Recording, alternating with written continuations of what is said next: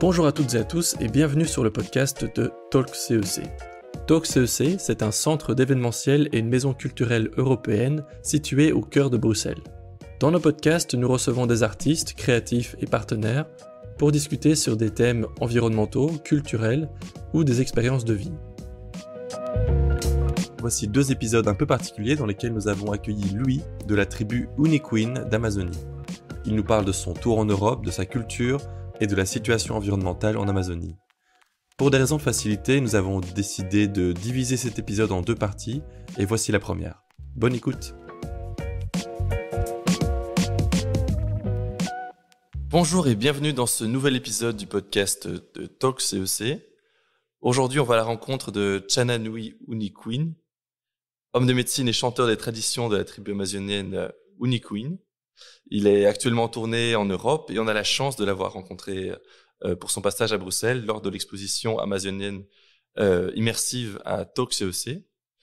Alors j'ai avec moi Nui, fatalement, qui est accompagné de Mathilde, qui justement se dédie à la valorisation des cultures et sagesses d'Amazonie. Et elle a cofondé la Floresta TV qui nous filme aujourd'hui. Elle a bien sûr fait beaucoup d'autres choses, mais c'est grâce à ses talents d'interprète que l'on peut avoir cette discussion aujourd'hui. Et il y a aussi Clarissa et Mathieu de Talk CEC qui ont accueilli l'exposition en question. Alors, bonjour à tous. Comment ça va? Bonjour. On est bien installés? Tout le monde est bien? Un peu froid? On va peut-être commencer par dire quelques mots sur l'exposition. Clarissa, Mathieu, voilà, comment vous en êtes venus à rencontrer Nui et comment ça s'est passé? Alors ça s'est passé en quelques mois, très rapidement, puisque plusieurs envies convergeaient, notamment avec Talk CEC, vu que leurs valeurs étaient totalement alignées avec ce que nous défendions, savoir culture, humanisme et environnement. Les bonnes volontés se sont rencontrées et tout s'est produit dans un délai assez court. C'était pour nous important de savoir organiser le dialogue, et là il s'agissait vraiment d'une épreuve du feu. Ce qui était intéressant avec cette exposition, justement, c'est que c'est pas seulement une exposition, c'est une immersion totale, donc d'où Amazonie immersive, d'un point de vue culturel, artistique, aussi en cohabitant avec notamment Mathilde, Nui et l'équipe. On a pu discuter et aller plus loin, comprendre leurs actions, leur initiative, et comme l'a dit Mathieu, ça rentrait totalement dans nos valeurs. On est très heureux d'avoir accueilli cet événement et d'aller aujourd'hui avec ce podcast plus en profondeur, mais je laisserai la parole à Mathilde pour qu'elle explique. Juste pour revenir comme ça sur l'événement, il y a eu combien de gens? Comment ça s'est passé? Alors l'événement s'est tenu sur 3 jours. Donc vendredi 1er avril, samedi et dimanche. Le premier jour, donc le vernissage, la découverte et du lieu et des salles immersives. On a eu aussi du chant, de la danse, vraiment voilà une immersion totale en fait, pouvoir faire découvrir au public et nous aussi, puisqu'on découvrait également totalement cette culture, puisque c'est une culture dont on entend parler de loin, on va dire, puisque c'est loin de nous, de l'Europe, de notre culture. Les 2 jours suivants, des workshops sur les chants, la méditation, la peinture, l'art, puisqu'on a eu quand même 2 artistes qui sont venus spécialement du Brésil, un atelier d'huile essentielle, de cosmétiques, enfin tout ce qui est autour de la culture amazonienne, avec des produits importés d'Amazonie. Voilà, c'était un événement assez complet. On va du coup se tourner vers Nui. D'abord, bienvenue à Bruxelles. Merci d'être parmi nous aujourd'hui. Alors j'ai plein de questions en tête que j'aimerais bien te poser, mais on va essayer on n'aura jamais le temps de tout couvrir, donc je vais essayer d'aller à l'essentiel. Tu as commencé un tour à travers l'Europe pour montrer ton art, ta culture. Et quel est l'objectif finalement de ce tour? Yushibo, Koken, no Kuraya Murabauquim, Urushupauquim. Então, eu sou Nui Runicuim, sou do estado do Acre.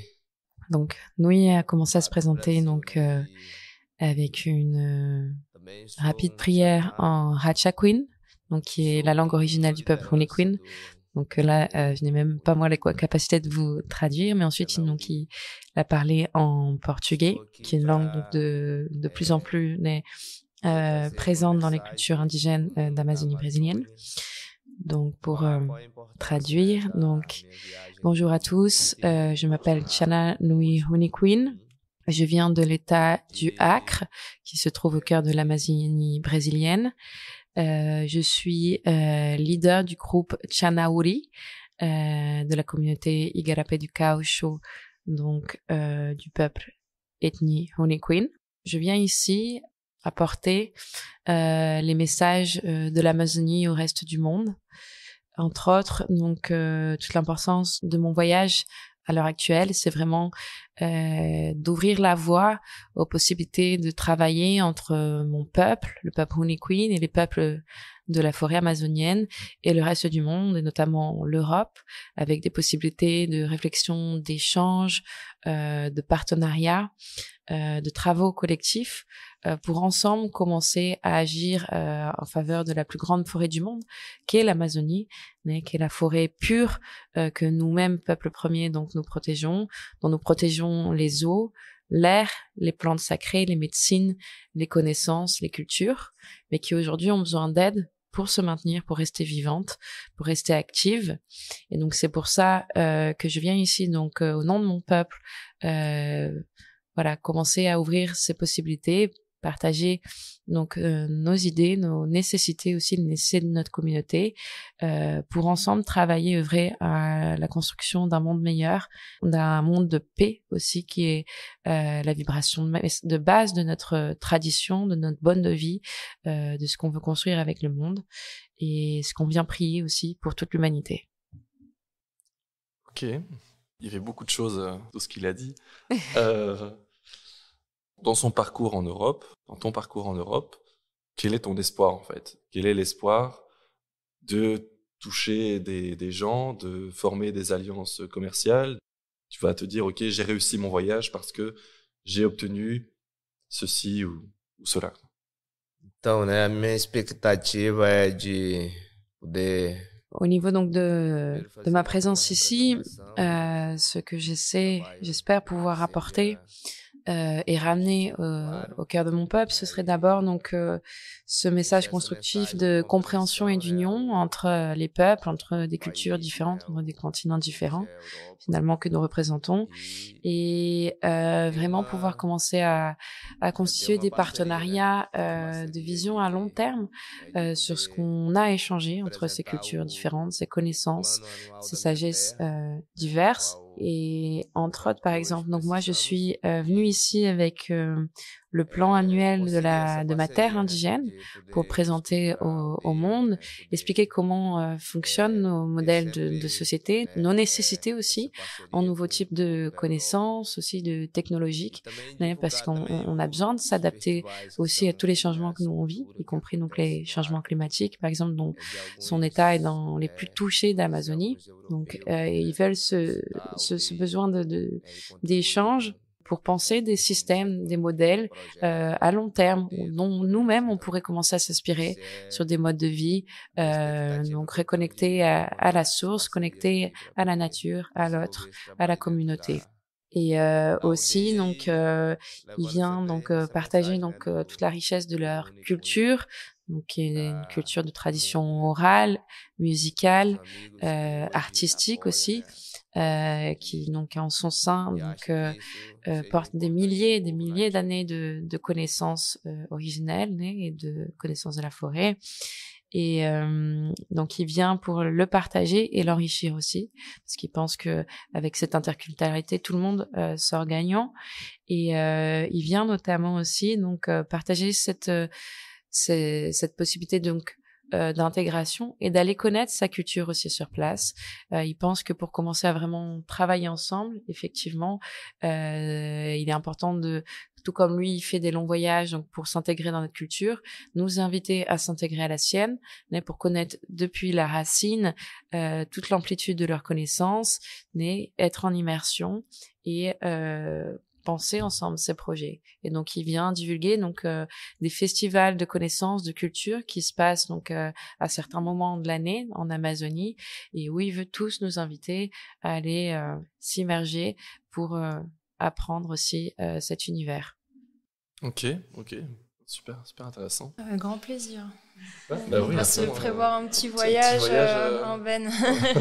Pourquoi pas, ça peut être sympa, on fait ça fin d'année, entre deux expos. Voilà. Et alors je voulais du coup aussi te demander comment se passe ton séjour maintenant ici. Quel est ton ressenti? Comment s'est passé l'événement? Comment tu te sens? Então, né, o evento para mim, Amazônia Imersive, foi À mon niveau, donc, ça a été donc très spécial et important, donc pouvoir participer donc à cet événement donc Amazonie Immersive, qui est assez différent de ce que j'ai déjà pu connaître, y compris en voyageant, puisque donc Noé est en Europe pour la 2e fois. Il a déjà voyagé aussi dans d'autres pays, notamment d'Amérique du Sud, pour représenter son peuple. Et là, ce qu'il a vu de cet événement, donc qui est son premier événement donc en Europe, avant une tournée de plusieurs semaines donc dans notre pays, notamment en France, Suisse, Portugal, il a trouvé ça très intéressant en fait, le fait que c'était un événement qui a intégré différents types de cultures, donc notamment donc la sienne, sa culture d'Amazonie. Donc lui, il a représenté travers de chants, de partage de connaissances, de sagesse, de débats aussi qu'on a fait, de photos, de films, mais aussi donc de produits et d'objets donc de ce peuple. Donc il y avait notamment des aliments, des noix, des produits donc vraiment typiques qui viennent du cœur d'Amazonie. De l'artisanat aussi, donc produit de manière locale, partagé de manière éthique ici, avec toute une réflexion de commerce équitable, et donc qui ont été intégrés donc à des activités aussi. Donc il y avait des activités de cuisine, des activités de produits cosmétiques naturels. Donc oui, ça a été intéressant de voir comment finalement les cultures peuvent s'intégrer, prendre le meilleur de ce qui vient de chez lui, et puis l'intégrer au meilleur de ce qu'on peut trouver ici aussi. Donc il a appris beaucoup de choses finalement en allant d'activité en activité. Il a trouvé ça très inspirant. Il a beaucoup aimé l'intégration musicale aussi qui s'est passée de manière très spontanée, avec notamment le groupe Baque de Chuva, donc qui est un groupe de batuque, donc qui a un rythme musical qui vient de descendance plutôt afro-brésilienne, donc qui vient du Brésil, et dont il y a une forte représentativité ici à Bruxelles. C'est un rythme rythmé donc du nord du Brésil, donc qui est pas de sa région, mais néanmoins qui naturellement s'est très bien intégré quand ils chantaient. Ils sont venus l'accompagner avec donc des tambours, des instruments assez spécifiques de cette région du Brésil. Et il y a eu vraiment comme une inclusion collective très fluide, qui est ce en quoi il croit aussi. Donc comment quand on intègre chacun le meilleur de soi, finalement, on produit quelque chose de toujours différent, unique, mais riche. Et il remercie notamment aussi énormément donc Mathieu et Clarissa donc pour avoir ouvert les portes donc de cet événement collectif finalement, puisque c'était plus de 40 partenaires qui ont donné le maximum de ce qu'ils pouvaient, donc leurs connaissances, leurs produits, leur savoir-faire, leur temps surtout, leur espace, donc comme vous. Et donc voilà, c'est important comme modèle aussi de construction d'événements différents, novateurs. Puis remercier voilà tout le temps passé ensemble, le fait qu'on a aussi vécu une expérience humaine derrière, parce que c'était pas qu'un événement de 3 jours, nous ça fait un petit bout de temps, plusieurs jours, voire certains plusieurs semaines qu'on est en résidence artistique donc chez Clarisse et Mathieu pour apprendre à se connaître au-delà d'un événement de 3 jours et apprendre à cumuler nos forces, travailler ensemble. Et donc il reconnaît tout le travail, la dévotion que vous avez donc par rapport à ce magnifique projet que vous émanez ici dans cet espace de talk. Et donc, il vous remercie énormément, vous envoie énormément d'énergie, vous bénit aussi pour ce travail. Ouais, j'imagine que ça doit être effectivement une grosse expérience pour lui aussi. Mais du coup, plutôt heureux du voyage jusqu'ici. Sim, estamos caminhando bem, né? Apesar que o clima ser diferente, mas Donc oui, effectivement. Bon, même si le climat est très différent, Ah, ça. parce qu'il faut quand même mais juste spécifier que Louis est arrivé et s'est pris donc les neiges d'avril. C'est vrai. Donc il a fait très très froid depuis qu'il est arrivé et puis on est dans un espace grand qui est assez difficile à chauffer. Donc pour lui ça a été un certain défi, mais il fait malgré le froid et les différences culturelles, ouais, même d'alimentation, tout ça, de rythme, de relation au temps, mais qui voit de nous à lui. Il est content. Puis il vient avec tout un agenda finalement. Mais après cet événement, c'est que le début, le lancement de toute une tournée. Donc on va faire donc Guilherme qui est cinéaste brésilien, qui est à nos côtés, qui filme et qui articule aussi donc ses projets. Et puis moi-même pour cette aide logistique et organisationnelle et aussi de partage de projets. On a cet objectif finalement de pouvoir lever cette voix dans différentes perspectives, différentes possibilités de partenariat. Même cet événement finalement, c'est que pour nous c'est qu'une graine finalement qu'on a plantée tous ensemble pour la reproduire, où on pourrait passer et avec cette idée d'intégration culturelle, si c'était par exemple dans un autre pays, avec l'intégration aussi d'acteurs locaux, comme finalement ça s'est passé ici, d'arts locaux, où on voit qu'il y a vraiment un mariage vraiment possible à faire, puisque ce sont des peuples qui ont beaucoup d'ouverture de cœur, d'ouverture d'esprit à intégrer les différences, comme on peut l'écouter, je pense, via la parole de Nui. Donc voilà, il est très satisfait, il se dit en travail pour partager ses messages, ses possibilités, ses espoirs aussi collectifs. Ok, oui. J'imagine qu'effectivement, ça doit être parfois déstabilisant d'arriver dans une société où on est à ce point dépendant des technologies, du chauffage. On ne sait plus vivre presque sans toute cette technologie, alors que peut-être que lui est habitué à un autre style de vie où il n'a pas besoin de tout cet aspect superficiel. Ça doit être un peu déstabilisant. Sim, é pouco différente, né? Assim, do horário, né? Effectivement, donc par rapport à nos coutumes, traditions et modes de vie, c'est un assez grand défi. Donc voyager de si loin, donc et venir dans des cultures si différentes, c'est pas forcément tout le monde, notre communauté qui, je pense, le ferait. On aurait même le courage, parce qu'il en faut, pour être ici dans un tel moment aussi qu'on passe au niveau mondial. Hein. On fait quand même venir un leader entre une pandémie, une guerre et des menaces nucléaires. Donc aussi, c'est une responsabilité mais, que nous avons donc vis-à-vis de toute une communauté. Quand nous est ici, donc on essaie d'appuyer au maximum sa communauté, mais qui l'organise normalement. Donc quand il est à distance, on a besoin de les aider. Et donc entre autres, donc financièrement parlant, envoyer des appuis, donc en envoyant des nouvelles aussi, et en ayant donc un retour de qualité de tout ce travail qu'on fait ensemble finalement. Donc ce type d'enregistrement, de vidéos, de films qu'on pourrait faire qui est à service de toute la voix d'un peuple. Mais il explique que c'est une mission de vie aussi finalement, c'est une trajectoire que lui il sent l'appel.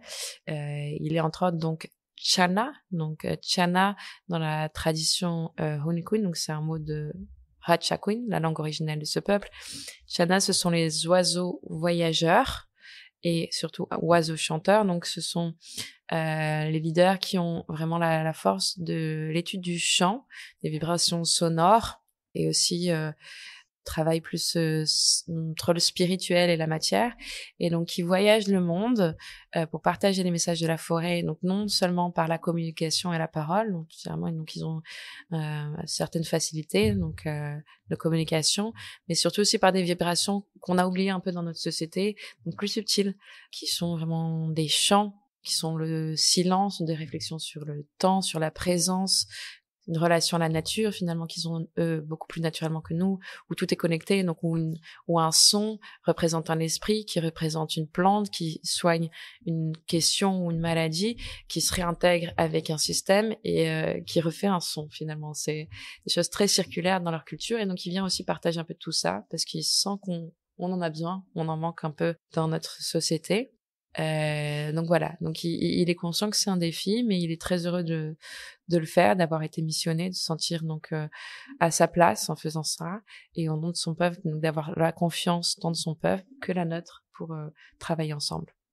Donc quelque chose qui ressent beaucoup quand il est ici, c'est vraiment qu'on a une autre relation au temps et à la présence. Et donc pour lui, c'est un peu difficile d'avoir donc des questions d'horaire, d'obligation. Non pas qu'ils en ont pas, mais ils ont beaucoup de responsabilités dans ce qu'ils font au quotidien, mais ils le font avec le temps des choses. Donc même à la base, donc avant l'arrivée de quoi que ce soit de technologie, donc dans les communautés indigènes, hein, qui commencent à arriver depuis quelques années, donc comme partout dans le monde, mais même s'il y a encore des tribus en Amazonie brésilienne qui sont complètement encore sans contact, mais c'est de plus en plus rare. Donc par exemple la communauté de Nui a contact avec la ville et les technologies quand même depuis une paire d'années. Donc même eux, ça a changé leur relation au temps, au rythme, mais ils voient que c'est plus fort chez nous. Et donc c'est pas tous les jours facile, parce qu'ils ont l'impression des fois qu'on force les choses finalement. Ils sentent que les choses sont beaucoup moins spontanées et naturelles parce qu'on est forcé des fois à contre-sens rythmique de notre propre rythme de le faire. Mais en même temps, il dit que c'est important. Pour lui, c'est un apprentissage et il sait que il y a que comme ça qu'il pourra partager, donc, se communiquer avec le reste du monde, créer des idées, des partenariats, des projets. Donc, c'est un co-apprentissage. Autant qu'il apprend avec nous, il essaie de nous apprendre un peu, d'être un peu plus posé, de prendre le temps des choses, de savourer les choses, de prendre le chemin plutôt que l'arrivée. On aimerait bien pouvoir ralentir. C'est comme un tourbillon, en fait. Nous, on est entraînés dans... Enfin, la société s'est construite comme ça, qu'en fait, individuellement, on n'a pas le choix. On est emporté par le torrent des activités humaines autour de nous.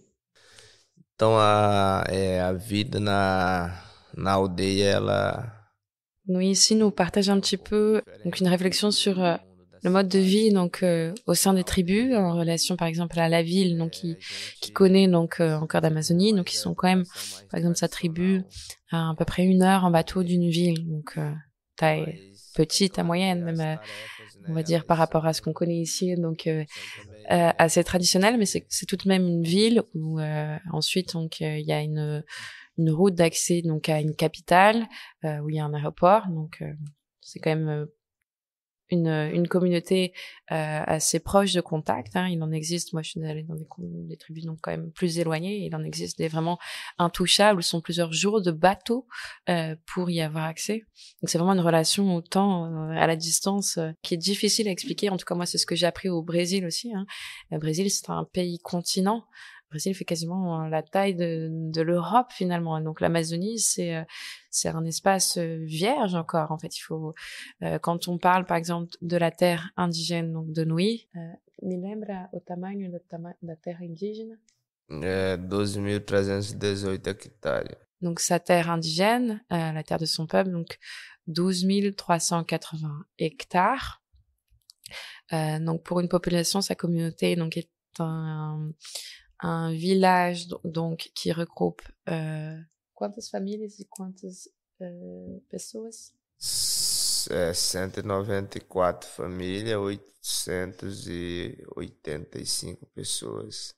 Donc son village à Nui regroupe 194 familles qui représentent 885 personnes, divisées en 8 groupes d'une centaine de personnes, donc pour garder donc une taille, une cohésion sociale cohérente en fait. Ils se divisent entre guillemets pour organiser les tâches de travail et les particularités culturelles de chaque famille finalement. Donc, et la terre, donc, qui les abrite, donc, un peu plus de 12 000 hectares. Et, c'est difficile pour nous, je pense, d'imaginer ce type de taille de terre, sachant que pour eux, en fait, c'est très petit par rapport à ce dont ils ont eu l'habitude de s'occuper. Mais aujourd'hui, on est dans un contexte, et c'est d'ailleurs pour une des raisons pour lesquelles, nous avons créé la Floresta TV avec, Guilherme, puisque le Brésil et les peuples premiers du Brésil vivent un contexte actuellement assez critique, à vrai dire, tant donc au niveau des débats plus traditionnels qu'on connaît, déforestation, pollution, invasion, monoculture, qui s'est sans doute accentué avec Bolsonaro. Voilà, et il y a un contexte politique, alors que moi, je dirige même pas que sur une question Bolsonaro, mais qui est vraiment internationale, et ça c'est important de le dire, en fait, on en parle très peu, mais à vrai dire, c'est un contexte global, énormément d'intérêt sur l'Amazonie pour les richesses qu'elle couvre encore en termes de minerais, d'eau, de matières premières, de bois, qui intéresse notamment donc des grands mouvements, de multinationales, de politique aussi. Donc d'ailleurs, il y a vraiment tout un enjeu très grand. Il y a le Mercosur aussi qui est à nouveau en débat, donc notamment au Parlement européen qui est juste à côté de nous ici, mais qui est un traité de libre-échange qui a été pensé il y a plus de 25 ans, qui aujourd'hui est remise à l'heure avec les mêmes modèles de pensée, donc sans réflexion, donc long-termisme, environnemental, comme il est l'heure de commencer à penser, où je pense qu'on a toute la connaissance de terrain et les possibilités, les idées, commencer à penser des choses un peu plus durables, comme c'est l'intégration de la connaissance de ces peuples, donc avec les nôtres. Et donc, nous expliquer que ils ont du coup une autre relation à l'espace, et c'est vrai, au temps. Ils disent, c'est pas parce qu'on n'est pas forcément plus lent, mais je pense qu'on a juste un autre rythme. Et ça, c'est vraiment aussi quelque chose d'important, une grande source d'apprentissage pour moi quand je suis sur le terrain, parce que même si ça a l'air plus lent, et beaucoup moins stressant, je pense, du coup, forcément. C'est impressionnant de voir la quantité de travail que ces personnes réalisent quotidiennement et même sémanalement. Donc, ils ont une routine. Ils ont vraiment une organisation sociale où chacun sait ce qu'il doit faire et donne son maximum, non pas seulement pour lui ou sa famille, mais pour toute la communauté et naturellement pour la forêt et l'humanité.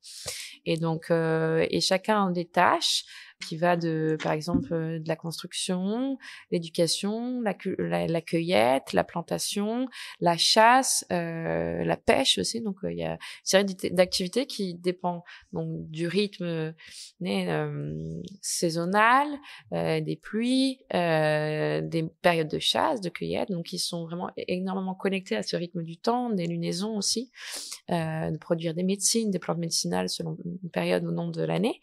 Et ils s'organisent aussi de manière assez différente. Ici, ça a l'air beaucoup chacun pour soi.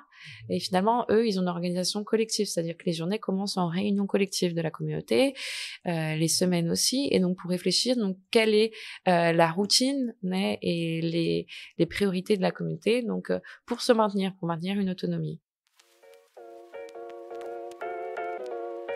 Merci pour votre écoute. Restez avec nous. On se retrouve pour la suite de l'épisode.